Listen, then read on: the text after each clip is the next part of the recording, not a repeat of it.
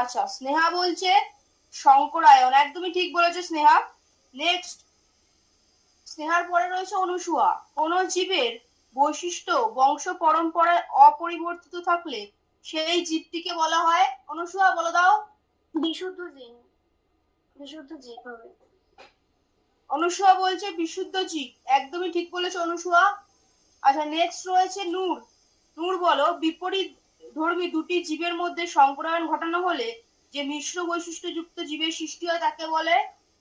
Ma'am option D, সংকর জীব। আচ্ছা, নূর বলছে সংকর জীব। ঘুরে গেল কেন?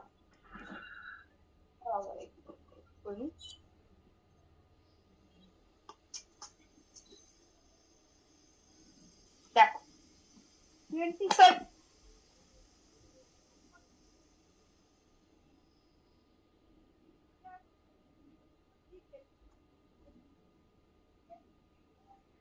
বর্ষা,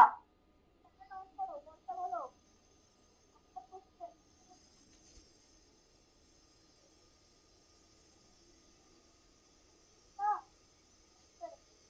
আসছে। আচ্ছা, তাহলে আমি এখান থেকে আওয়াজটা অন করছি, দাঁড়াও।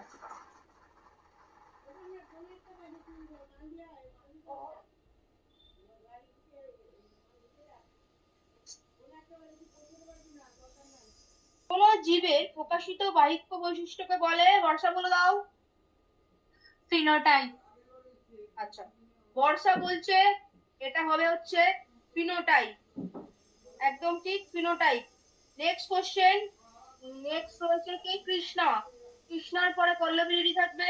কৃষ্ণা বলো, কোন জীবের বৈশিষ্ট্য নির্ধারণকারী জিনের সমষ্টিকে বলা হয়, কৃষ্ণা।